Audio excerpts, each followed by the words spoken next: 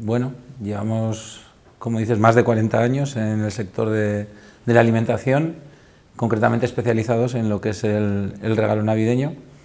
Y bueno, pues hemos vivido muchos ciclos y muchas etapas a lo largo de estos años, pero bueno, afrontamos el presente y sobre todo el futuro con mucha ilusión y con muchos proyectos. Bueno, pues la empresa la fundó mi padre hace, pues como te digo, más de 40 años, cuando el regalo de Navidad era un concepto totalmente incipiente en nuestra sociedad, no solo en la aragonesa, sino en la española en general, ¿no? Sí, bueno, nosotros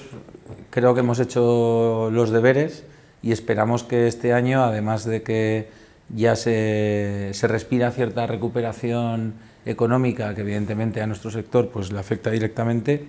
nosotros sí, este año las previsiones son de un crecimiento, sobre todo en las principales plazas de influencia nuestras, como son Madrid, Barcelona y Aragón. Pero evidentemente nosotros tenemos que aprovechar ese tirón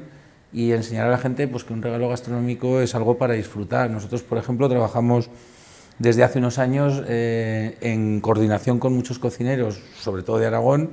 pues los maridajes. Los maridajes es algo tan sencillo como que dentro del regalo navideño te aparezca una serie de productos que combinándolos entre sí pues pueda realizar creaciones y platos pues sorprendentes y a la vez muy exquisitos, ¿no? Nosotros somos aragoneses, nos sentimos aragoneses,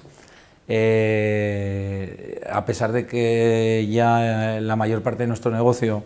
está fuera de Aragón, nosotros seguimos estando ubicados aquí y no solo defendemos nuestra regionalidad,